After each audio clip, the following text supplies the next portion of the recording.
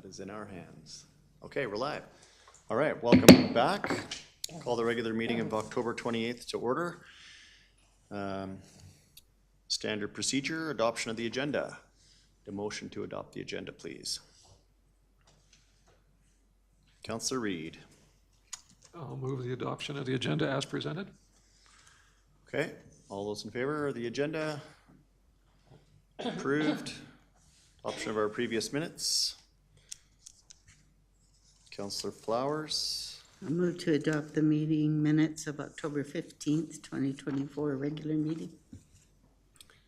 No comments. Call the question. All those in favor? Minutes are approved. We have no delegations tonight. We do have a couple of business items. Natural Environment Protection Task Force. Ms. Almond, coming to the podium.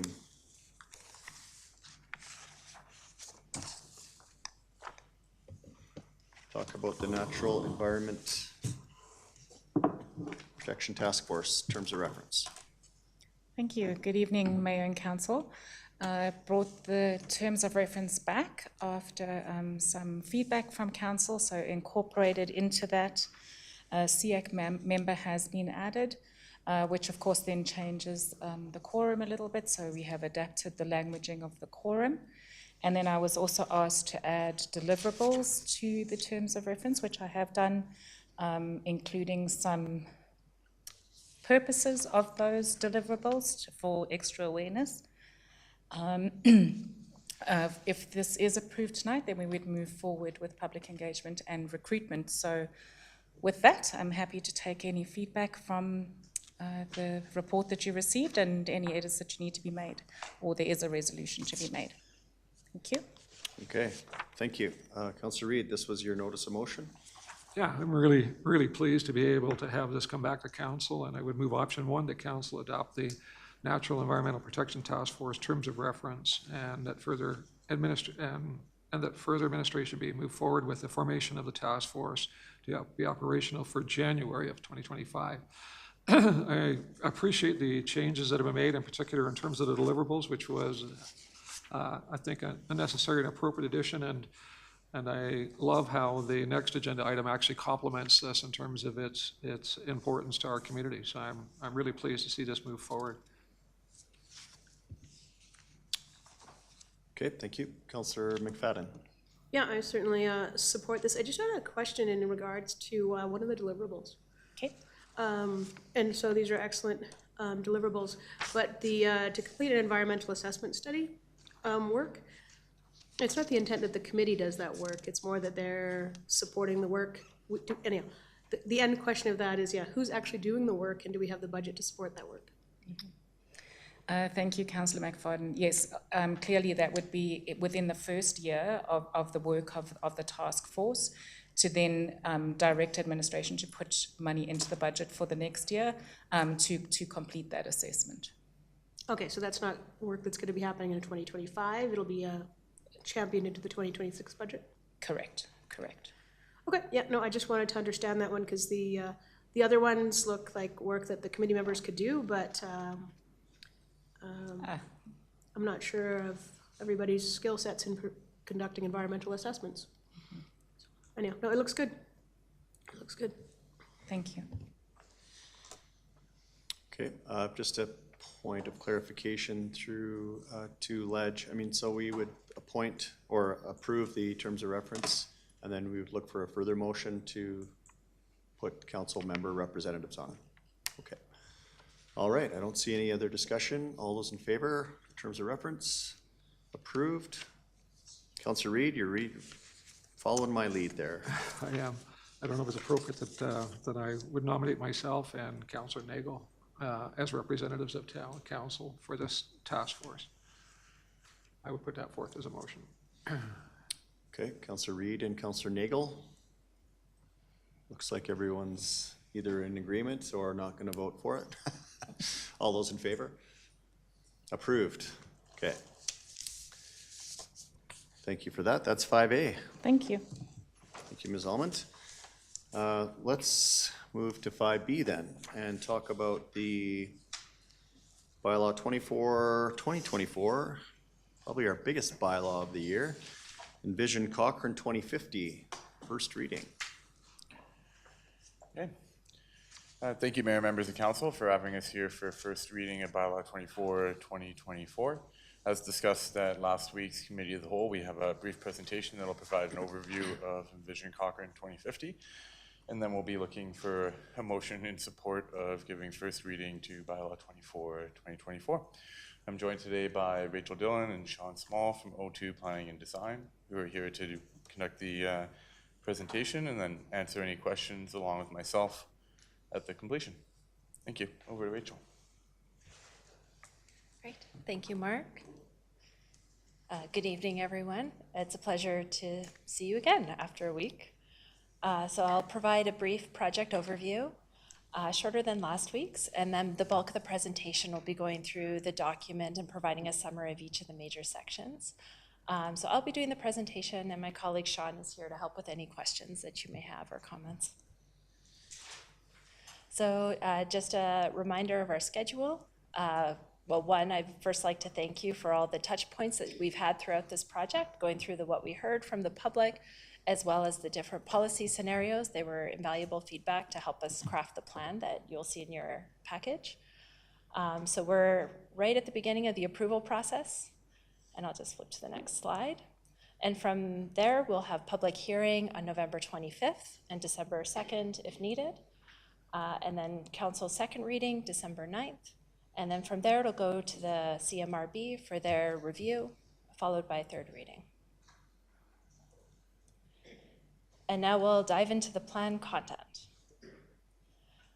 So first up is the vision, Cochrane at Home in the Hills. And as you'll remember, that was a tagline suggested by a member of the public. And then I won't read the whole vision, but I'll call out some specific concepts in it.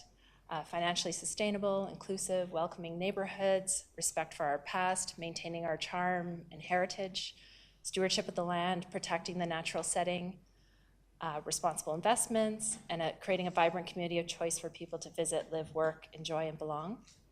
And then the goals are paraphrased. They focus on a balance of residential and non-residential development and a mix of housing densities, providing people with choice in how they move around the community, growing arts and culture, local economic development, an exceptional level of service, intensification concentrated in the central core, housing choice, maximizing our parks and open spaces, responsible, transparent, well-informed decisions, and then long-term sustainability.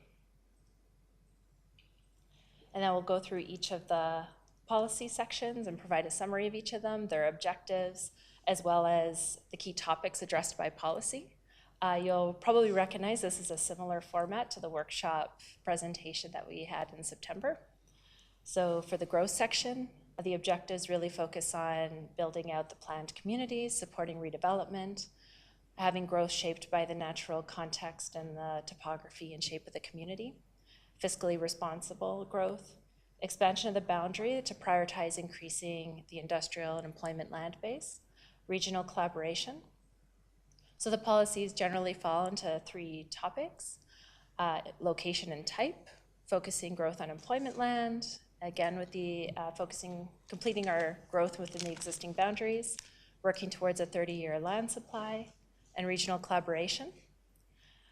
Growth, of course, has cost considerations. So there's policies about considering revenue, capital, and life cycle costs, different funding and financing models, optimizing, servicing, contiguous development, and investment priorities. And then further growth planning, creating a growth management framework, starting to do area redevelopment planning in the inner town communities to shape more locally area development, how that could occur there, and sequencing area structure plans. When looking at land use, there's policies for each major land use category in the town. The first is respecting the historic downtown that we heard was incredibly important to the community and the community's identity, with policies about design compatibility, mixed uses, commercial at grade, street-oriented development, and less prominent parking. Creating a dense and mixed-use new downtown. This is the highest density area south of the tracks within the community.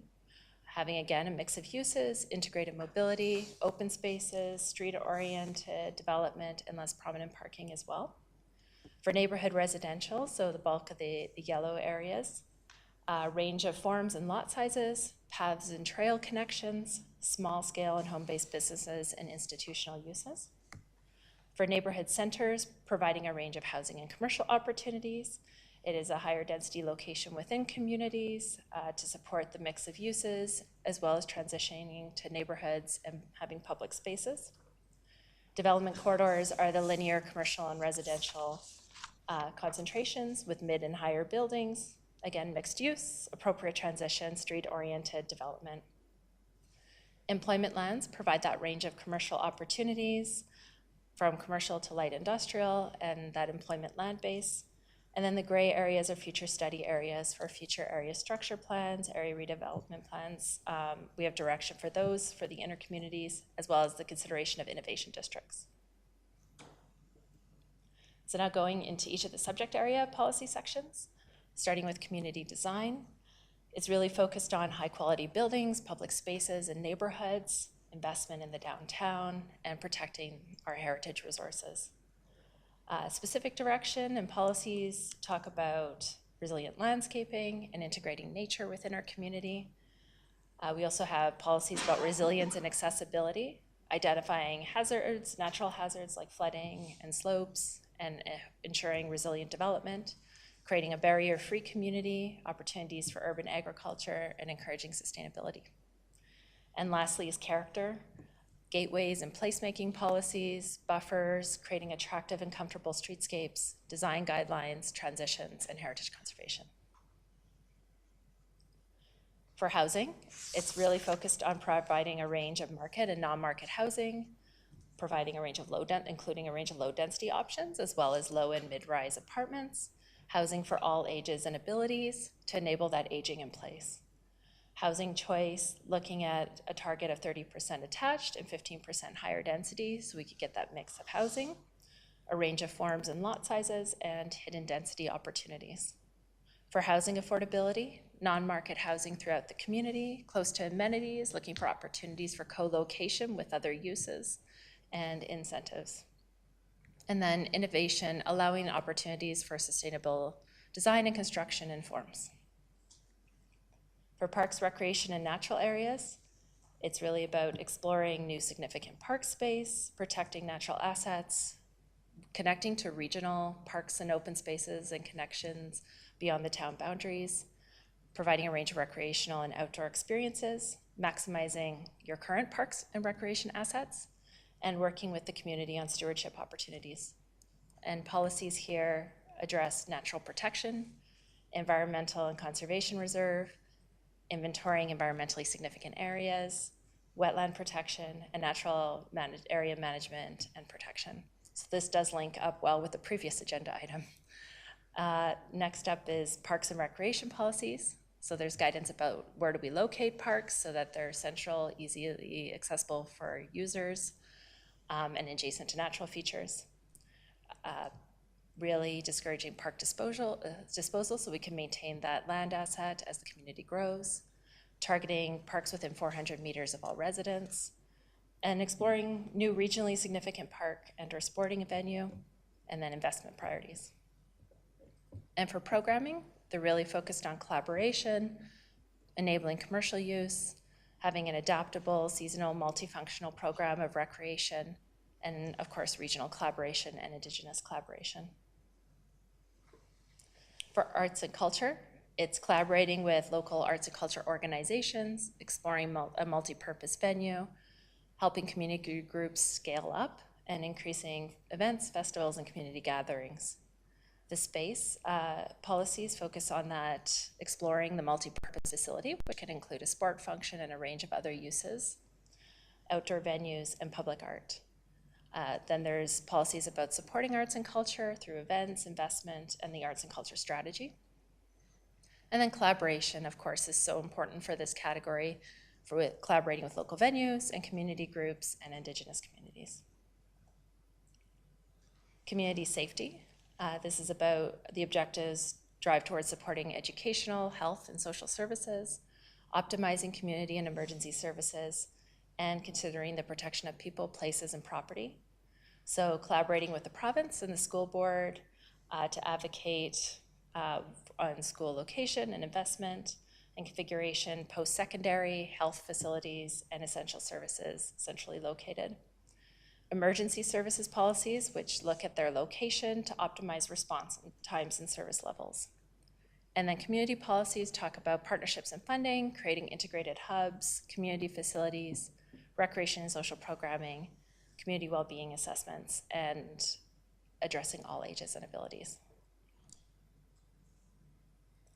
For mobility, the objectives focus on providing a financially sustainable and reliable transit system, exploring increased connections, prioritizing pathways and other pedestrian and cycling connections, advocating for a regional pathway, supporting sustainable and low-carbon options and emerging transportation technologies, and providing a safe and comfortable mobility network. So there's a lot of network policies to ensure that we consider current and projected needs in network planning and those multimodal connections, multiple access and egress, pathway improvements, transit options and facilities, and goods movement. Regional mobility, advocating for highway improvements, supporting regional rail, and regional active transportation connections. And then in design, there's policies to address street design, make parking less prominent, visually prominent in the community, ensuring our mobility network is safe, technology and sustainability support, wayfinding and trip planning, community design for transit, bike parking, and amenities. This is quite a word-intensive presentation, but I promise we're nearing the end. So servicing, it's really about investing in public infrastructure. Again, regional collaboration is a major theme of the plan, prioritizing water conservation, waste diversion, and resilient servicing, providing safe and reliable servicing, of course, and leveraging technology, collaborating across departments, and minimizing environmental impacts. So policies here fall in these three categories. The first is provision, ensuring it's financially sustainable and efficient. There's, again, that openness to technology, undergrounding utilities when possible, protecting water resources, working within our licensing capacity, providing wastewater infrastructure and sour gas pipeline, managing the land uses around those. And for resiliency and sustainability, again, it's about mitigating any hazards, providing comprehensive stormwater management and drought management and water conservation, and sustainable practices. And then again, regional collaboration, of course, as well as collaboration with utility providers. Economic development, it's really focused on increasing the employment land supply, focusing on sector-specific strategies, promoting the local business community, which was really important in the public engagement, incentivizing startups, reducing barriers, and fostering a business ecosystem. Process improvements include permission space for a range of commercial uses throughout the community, a review of regulations and processes, data and monitoring to flag areas for improvement and investment. Spaces, it really is driving towards that employment land supply with the infrastructure to support it, live, work, and home-based businesses, events and venues, and markets. And collaboration and engagement with the business community is really important to understand what their needs, and potentially they can identify additional barriers, collaboration with different sectors, and partnerships. And implementation. So this last section focuses on the link between the Envision Cochrane 2050 plan as a municipal development plan with further planning. So for new communities, what do they need to consider as they plan and build out? Area redevelopment plans to guide the downtown and infill, the shape and form of that, as well as annual monitoring. For land and asset management, advocating for land and asset management strategies to protect environmentally significant areas and ensure asset management considers climate standards and resilience, the long-term needs, co-locating and shared space for efficiencies in terms of land and costs, addressing changing needs to really optimize our infrastructure, and exploring a range of funding and financing approaches and tools, and targeting the 80-20 taxation target, 80 residential, 20 commercial. And then the very last policy section focuses on important relationships, working with Indigenous peoples, the public, community organizations, historically underrepresented communities, the development community, and, as I mentioned in several slides, regional partners. So that's the conclusion of the presentation, but I'll invite Mark back up for the first reading recommendation.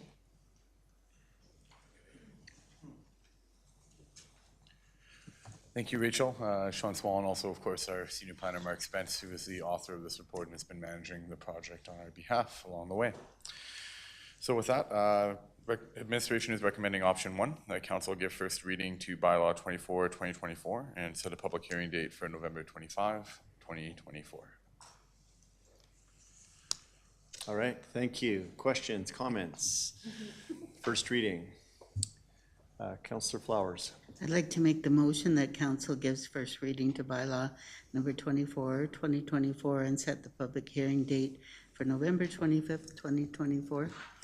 I don't really have any questions. There's a lot of information there. It's a big project, and I'm really looking forward to what people from the community have to say in November. Thank you.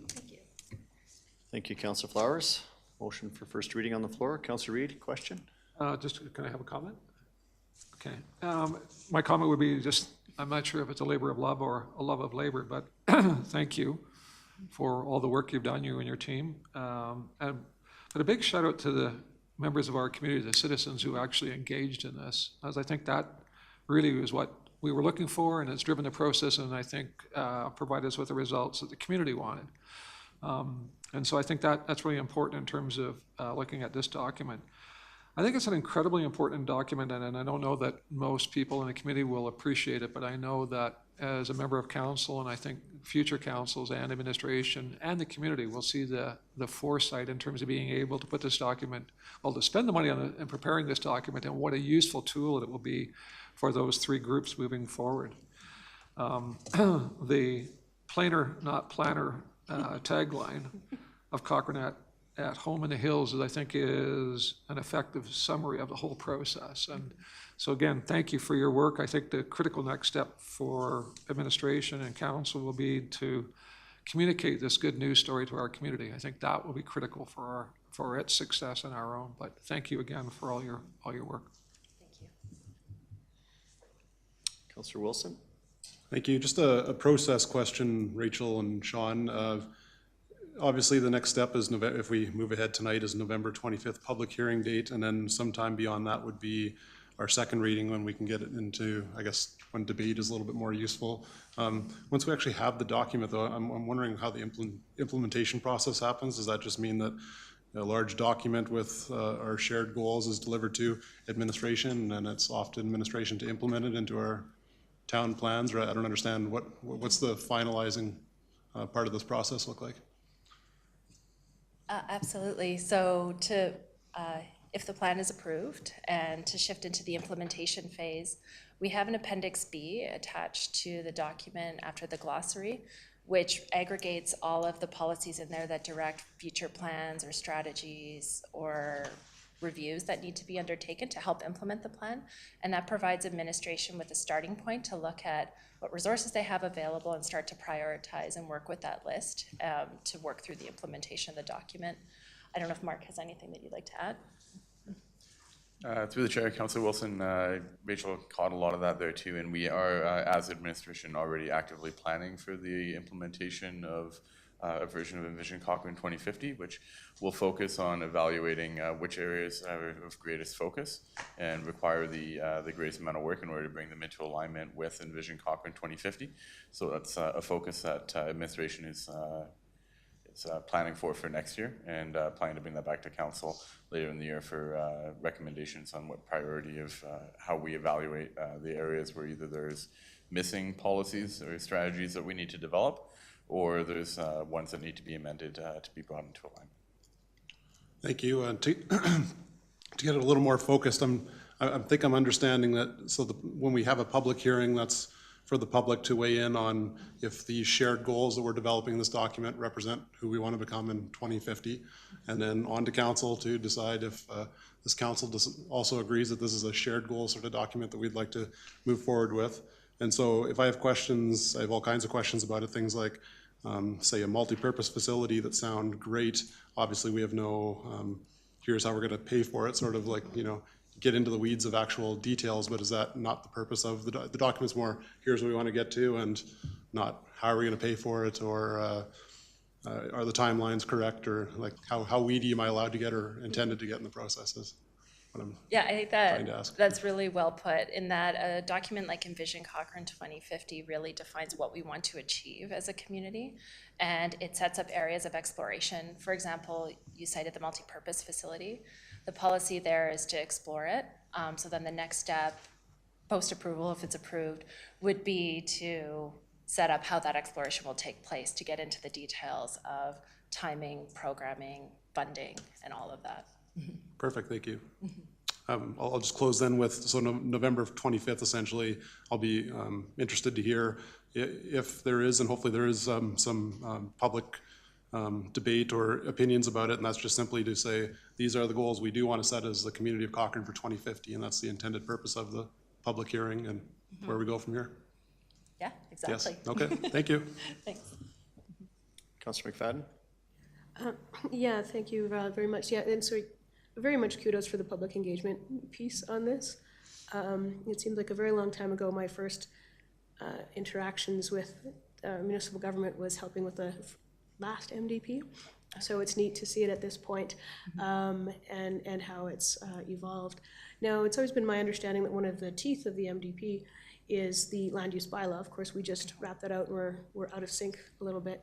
So my question is just kind of administratively is, what's the strategy to make sure that the land use bylaw aligns with this? I know when we were updating the land use bylaw and I was asking that question, it was like, the team was being deliberately kind of aware of the conversations, but, how do we align those at the end of the day? Yeah, that's an excellent question.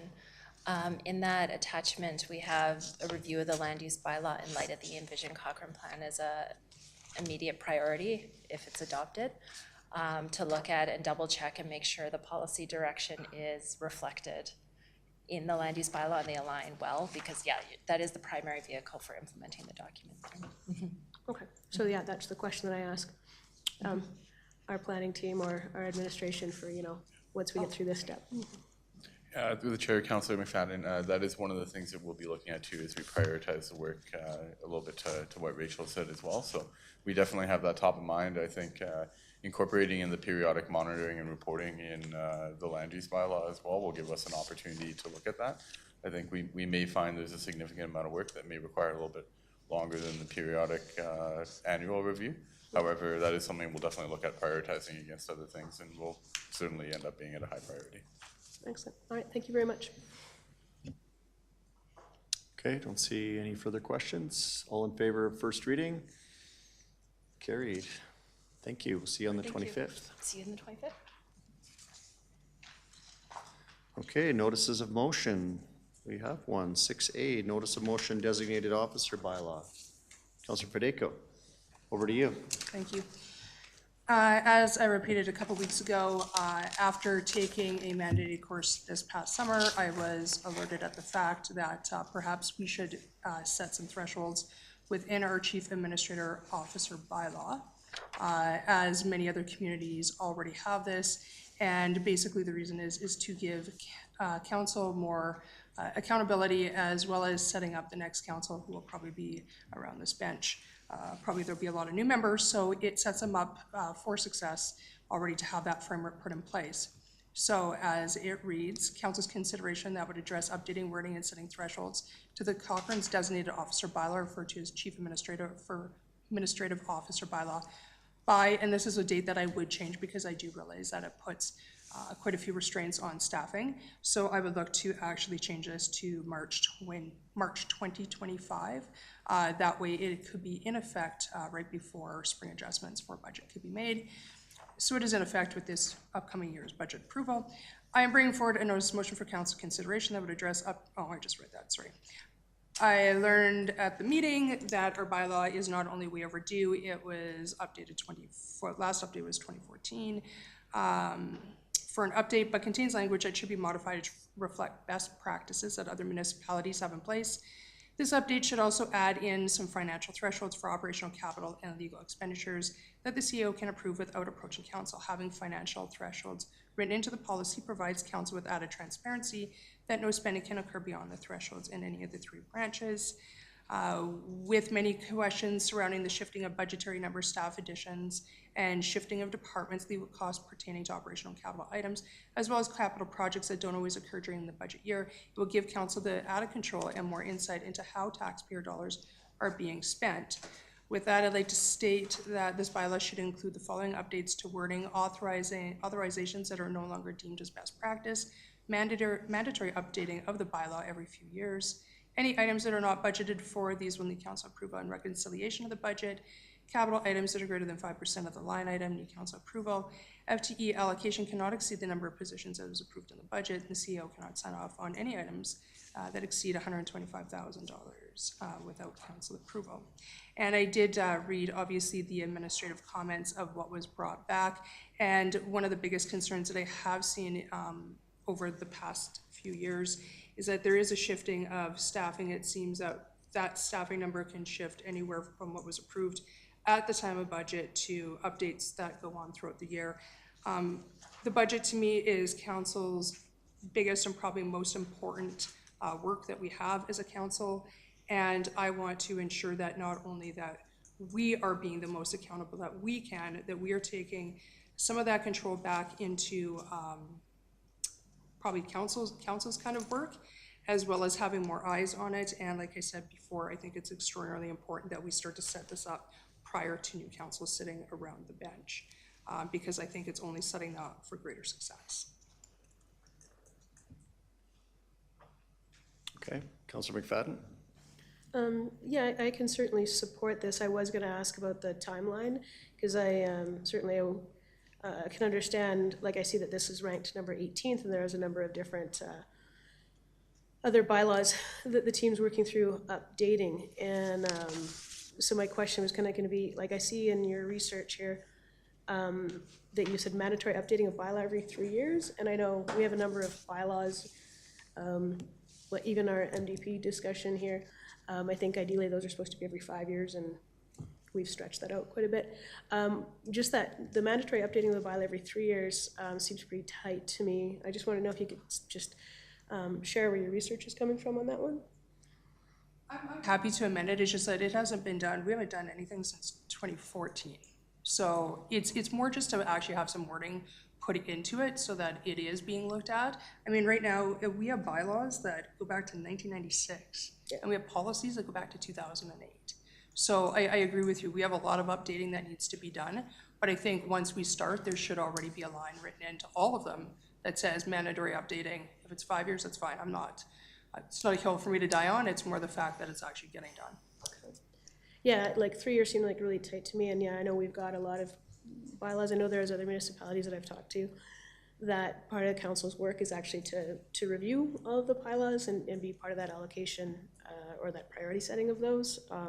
We haven't stepped into that zone, but I'm glad to see administration have been reviewing those and have identified some of the ones that they've identified as ahead of those. So yeah, I'd be, in principle, I'm willing to support this. I think certainly just to make sure that it's in place just in advance for the next council would be more my priority than this budget or by March. And so I would maybe even suggest, amending. Your March timeline is fine with me if it's possible to be done. Expand your mandatory updating of every 5 years perhaps, or even just to have a review of the bylaw every term, just to make sure that staff's got eyes on, or council's got eyes on it.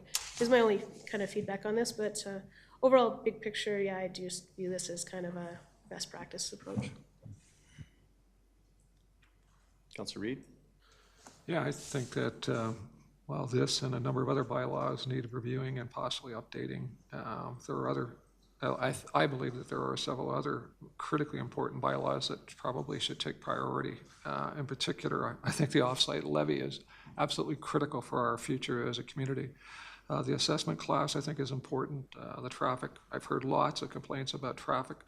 Municipal Election Act, I think, or municipal election, I think, is important. And so while I think this is interesting, I think that there are other priorities that, in terms of bylaws, that I would like to see addressed before this one.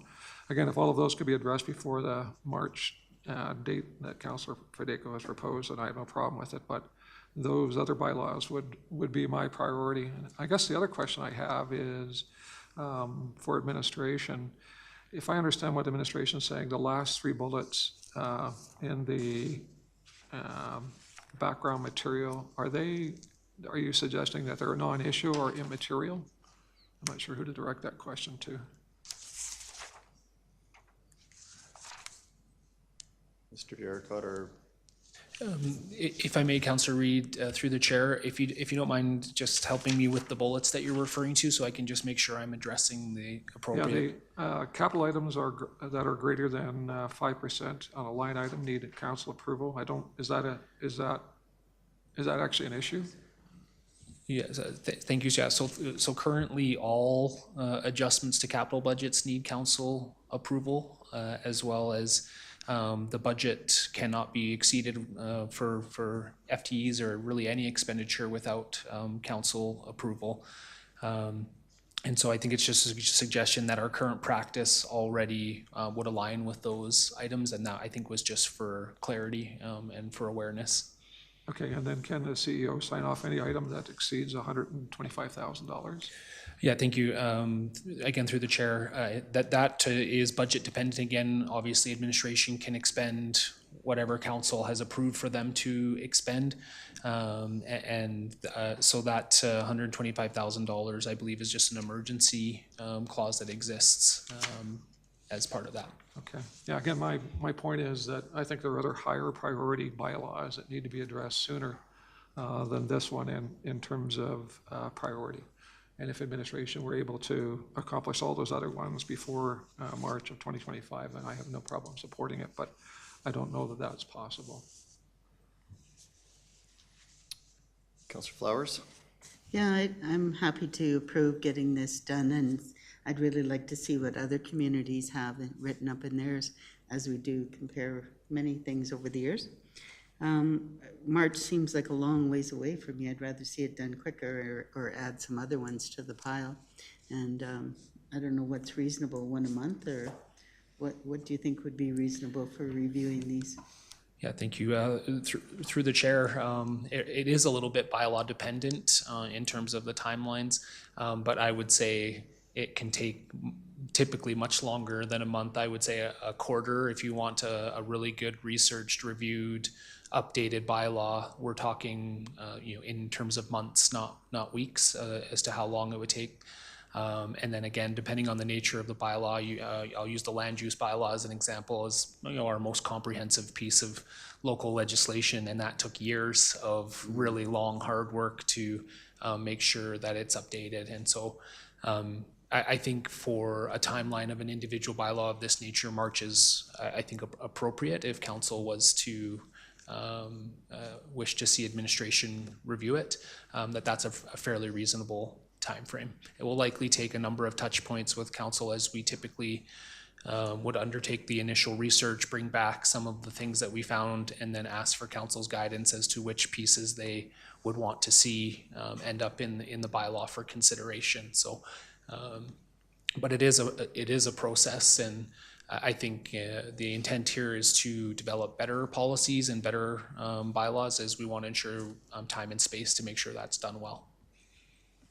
So realistically, we could add 2 or 3 more probably and during our term and have them updated. Again, through the chair, I think, again, depending on the nature of the bylaws that were selected, but that's, yes, I think there's also a number that have already been identified as priorities for council.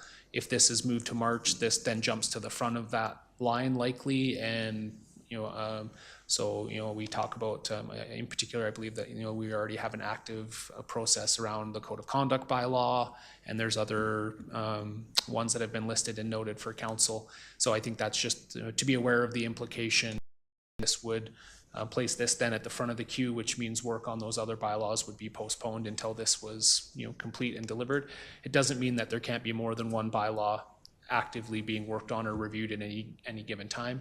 It just moves the focus to that particular bylaw, and then once it's complete, we would move back into the the work plan that's already existed.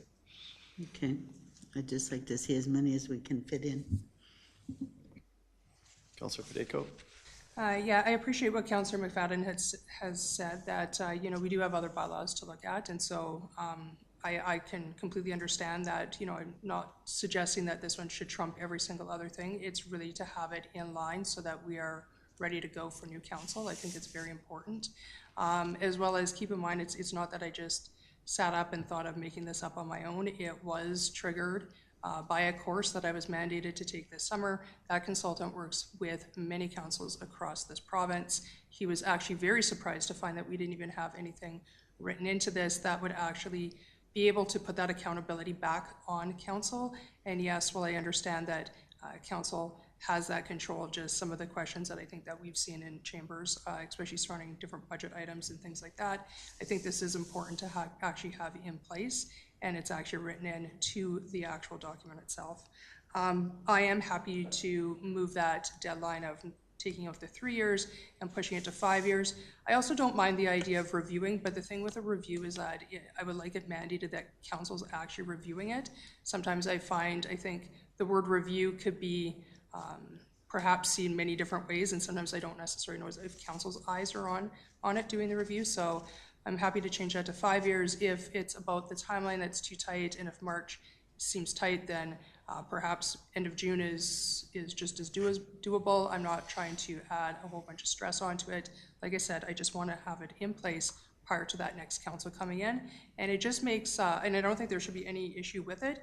All it's making is that council's eyes become actually more aware of what's going on, and that's it. Councillor McFadden? Yeah, I was going to suggest a June timeline, just from the lens that if you bumped my statement of disclosure bylaw, Marnie, we might have to have words. That one's due December 9th. So yeah, I was just going to ask you, I was just joking there, that if we could, you know, amend that as a friendly amendment if you want to do it yourself by the end of June. So just that line referred to as a chief's by the end of June 2025, if that you would consider that to be a friendly amendment.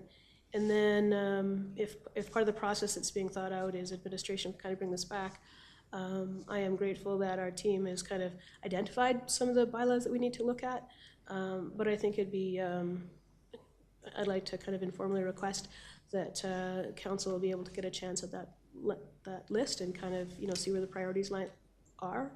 And, you know, even just, you know, have a deliberate lens on the number of bylaws we actually have, which is probably something we haven't done for a while.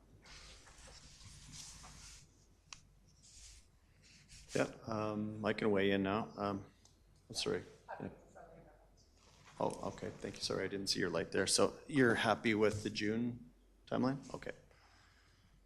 Yeah, that kind of changes my stance on this. I don't, for me, the first thing I wrote down was I thought that the timeline was unrealistic. I think June is a far better timeline. I also am confident that administration is bringing forward a list of bylaws that are being reviewed at all times. And I actually appreciated that this was ranked 18th out of all the bylaws. And I've heard from, I think, Councillor Flowers, you've heard a lot of people talking about noise and the nuisance bylaw, the one that Councillor Reid talked about, the off-site levy one, like that has extreme financial ramifications on our community if we don't give good time and space for that. For me, this doesn't rank up there for me to bump or postpone those other bylaws. And I do support what Councillor McFadden saying about seeing that list from administration. I think that would be helpful, not just on a lens on what we think should be a priority, but also the amount of work that is actually being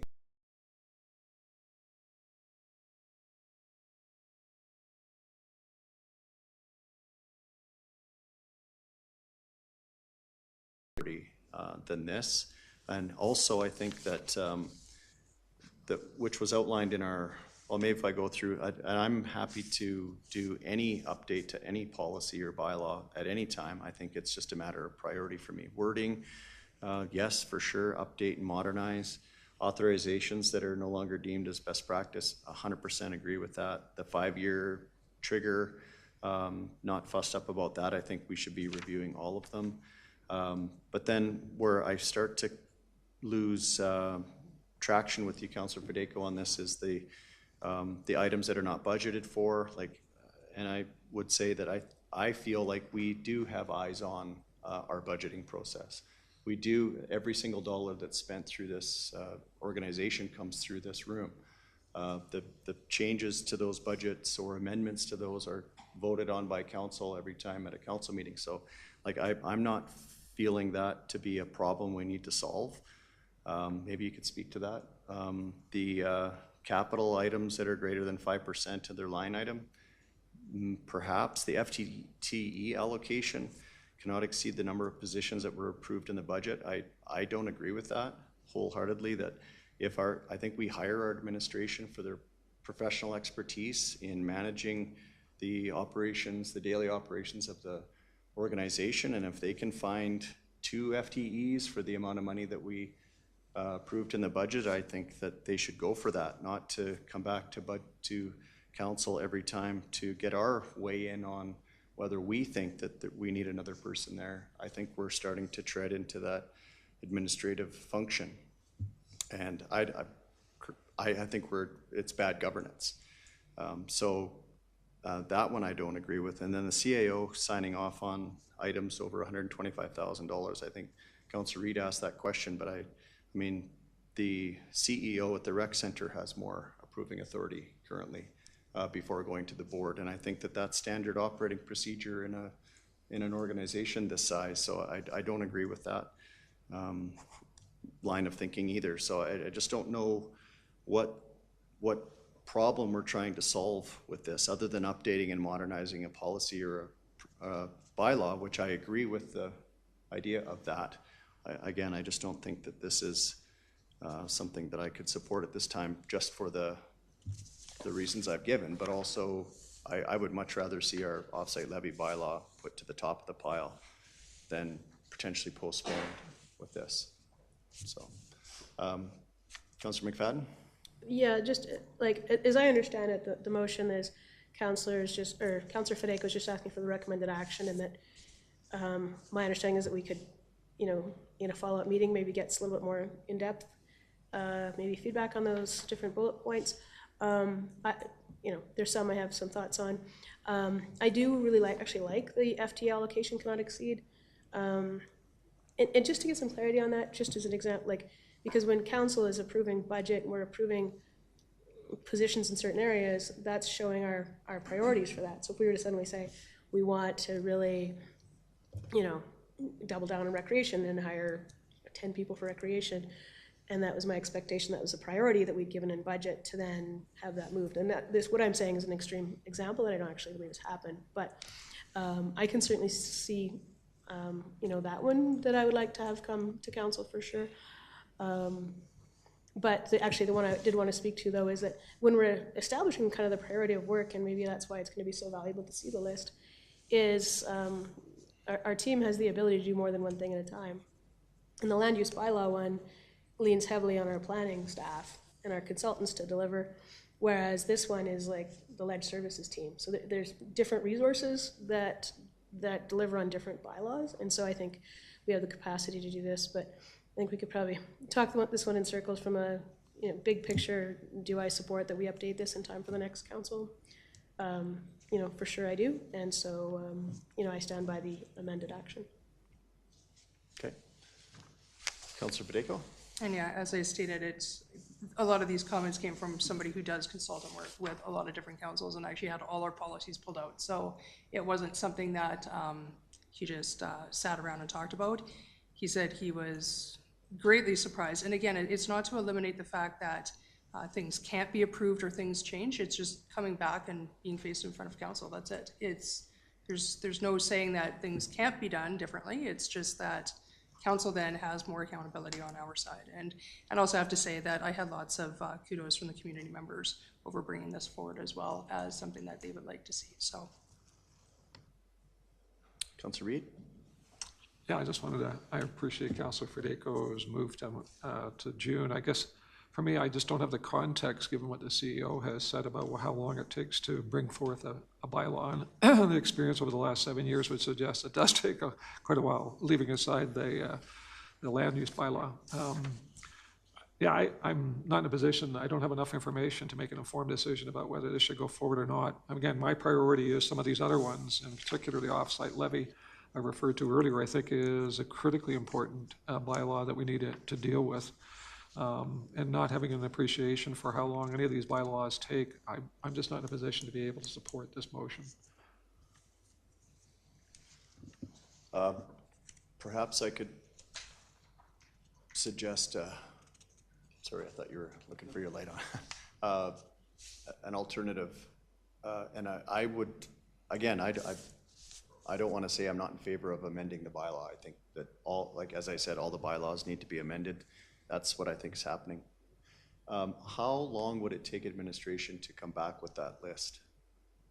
Because I think I could support this in the June timeline as well with the discussion, but I think for me, as I've said, and what I've heard from Councillor Reid, the hesitancy is around what is the potential it might bump. If it's nothing, then let's do it. So.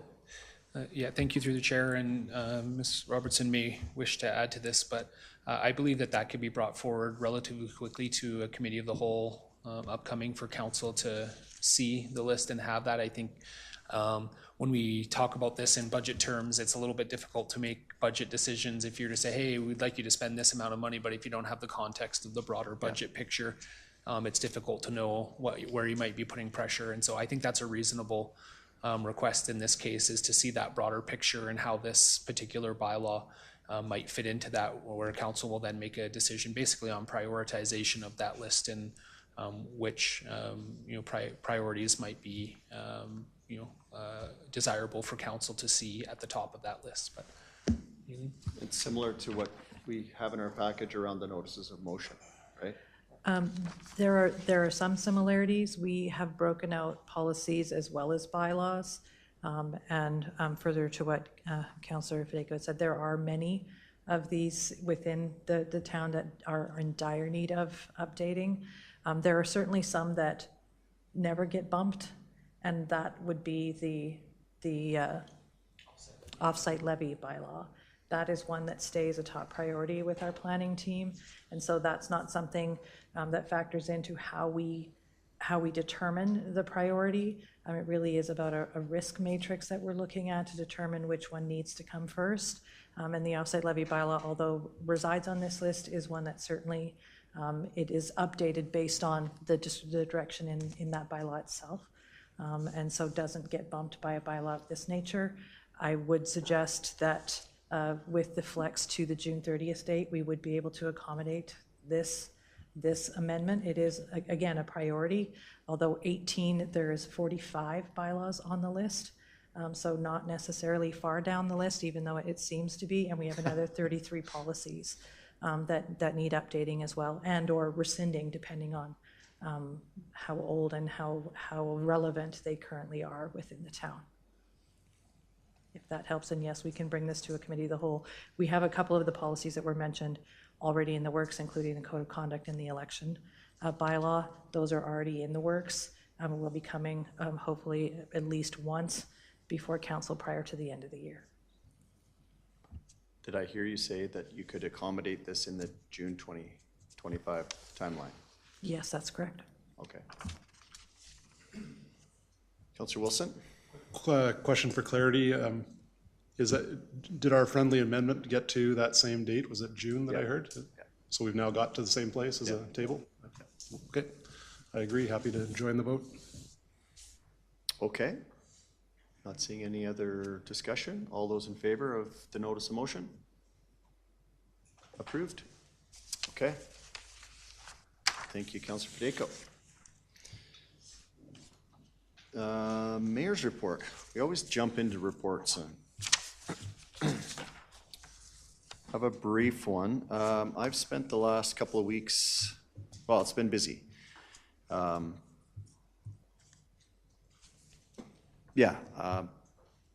don't know if I wanted to go there. I won't go there.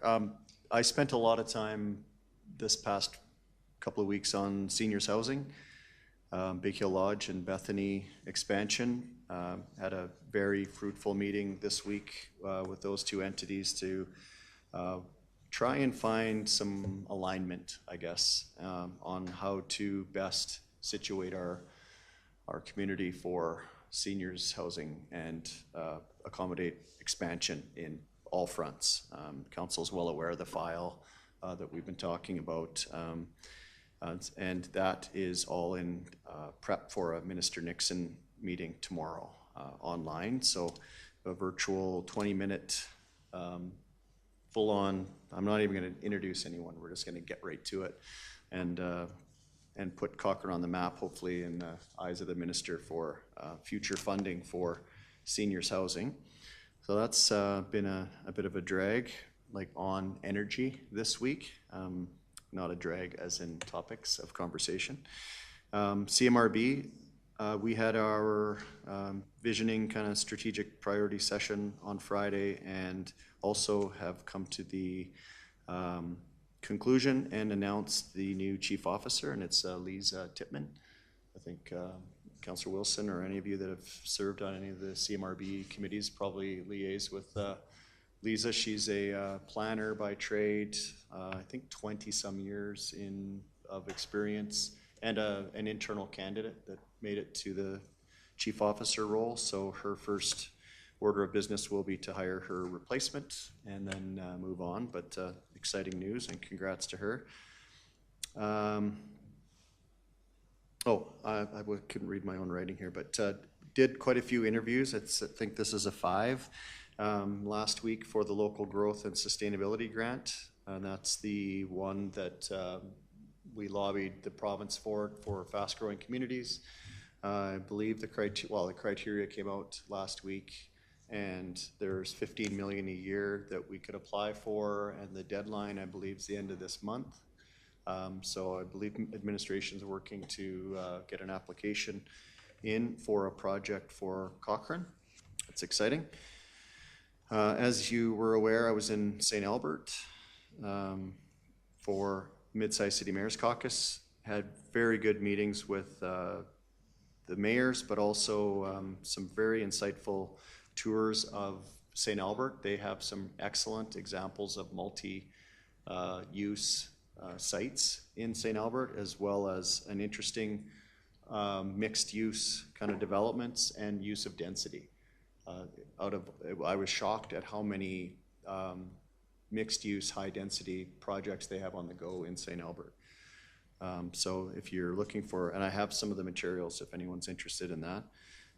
The Premier spent an hour plus with us there, and some really big takeaways for that was she is interested in, and we're following up with a mid-sized city MLA caucus. We have 28 MLAs that represent the communities of mid-sized cities, and having a caucus of our own represented in the legislature, I think would really help.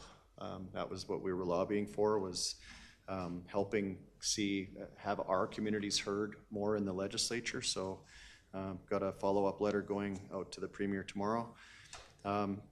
The other takeaway was mid-sized city pilots as cities piloting programs for the province. An example of that we kind of bounced off the Premier was let us keep the education portion of taxes. Rough order of magnitude, I believe that's about 20 million for Cochrane, roughly. And we're getting 4 with the LGFF, or 5. I can't remember the numbers anymore, but it would be a lot more grant funding to see us build infrastructure here in Cochrane. So talks continue around that. Other than that, that was a lot. So pretty fruitful couple of weeks. And we'll liaise now into council reports. Councillor McFadden. Thank you. Can I ask just a question on part of your report? Please. So you did, and you've mentioned that continuing lobbying of the, seeing if the education portion of the taxes could stay with the municipality to contribute to kind of our capital needs, and certainly any innovative solutions we can get where we have more money to pay for critical infrastructure. But how do we respond, or what's I would worry that that would have a negative impact on our local school system, and just what's the thought around that? Yeah, it's not in lieu of them funding education. It's that we're already collecting that tax. Yeah, Let us keep it. It's a way of basically seeing municipalities get more funding. It's not to take away from any other source at but all. wouldn't that reduce the pot of money that's available for schools then? They would have to find that money somewhere else. It's a very high level way of saying we are looking at a funding strategy, and that is one of the doors that we've cracked open with the province. Yeah, like I said, I'm always, Way more details to follow. yeah, I'm always open to the innovative ideas on that. I would just not want to damage our partners' ability to meet their needs as Zero well. to do with schools. Okay, cool. And then for my report, then, I think a couple of you may know I attended the ARPA conference last week. And there was a couple of great takeaways from there. I attended 2 sessions in particular that kind of resonated. The City of Edmonton presented on a performance measurement in the municipal context. Their presentation did a great job of outlining the need. The second part of their presentation provided a whole bunch of technical solutions and software that didn't really resonate with me so much.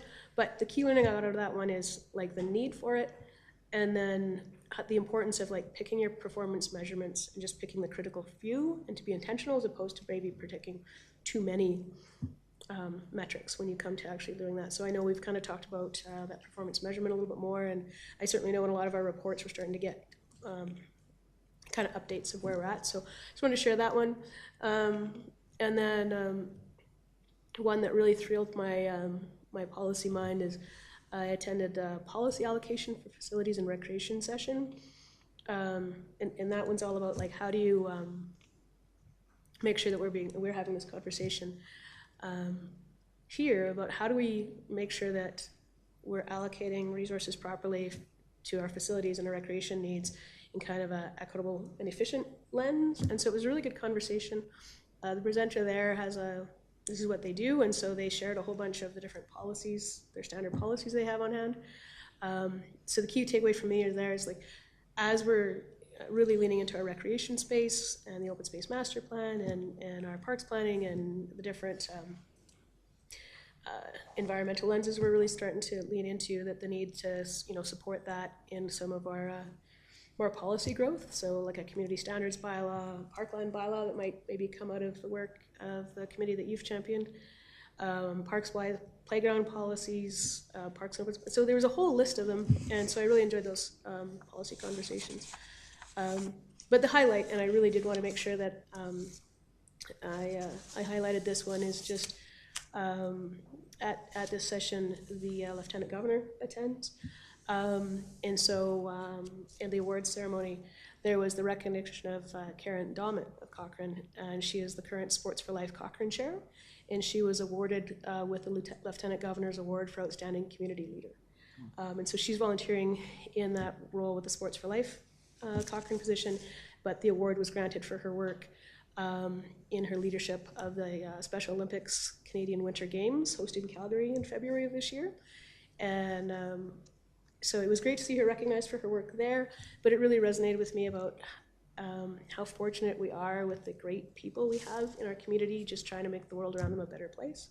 And so I just wanted to give a shout out to another great representative of Cochrane. So that was my highlight. Thank you very much. Okay. Councillor Flowers? Just wanted to mention 3 different events I went to. October 18th, I was able to go to a pink tea with the Governor General regarding 95 years since women were allowed to be persons. The case came forward 95 years ago, so the famous Fives keeps celebrating and pointing out the work that has been done and the people that have done it. And then there was one at our local library as well. That one was at the Palliser in Calgary in the Crystal Ballroom. And then Cochrane had an event too, so I went to both of them, and they were both really well done. I went to a Big Hill Lodge fundraiser. They're raising money for a new bus, and it was well attended. They had lots of great silent auction stuff, and lots of momentum behind it. I'm sure they're going to get their bus eventually. And last Friday, I went to the Diwali celebration here at the Ranch House, and it was really well attended. Tons of people from all different backgrounds, and great food, great music, and lots of dancing. So many community celebrations. Okay, thank you. One item I forgot to mention was the first poppy, and the poppy campaign is underway, so see everybody's got a poppy. There were some in the back. Get out there and support the Legion. And that looks like it's a wrap on tonight's meeting. Councillor Nagel's not here to terminate the meeting, so this meeting is terminated.